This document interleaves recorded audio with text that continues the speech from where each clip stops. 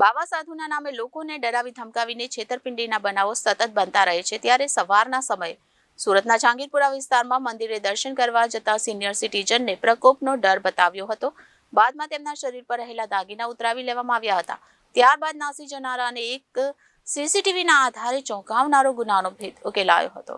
જહાંગીરપુરા વિસ્તારમાં ગત જાન્યુઆરી મહિનામાં એક વયોવૃદ્ધ મંદિરે દર્શને જઈ રહ્યા હતા. દરમિયાન નાગાબાવાના વેશમાં કારમાં ઉતરીને ધુતારાએ વૃદ્ધ પાસેથી મંદિરનું એડ્રેસ પૂછ્યું હતું. બાદમાં વાતોમાં હિપ્નોટાઇઝ કર્યા હતા. સાથે જ પ્રકોપ દૂર કરવા માટે દાગીના ઉતારી આપવા કહ્યું હતું, જેથી વૃદ્ધે પ્રકોપ દૂર કરવા માટે પોતે પહેરેલા દાગીના ઉતારી આપ્યા હતા, જેથી દાગીના લઈને ધુતારો અને ડ્રાઈવર નાસી ગયા હતા.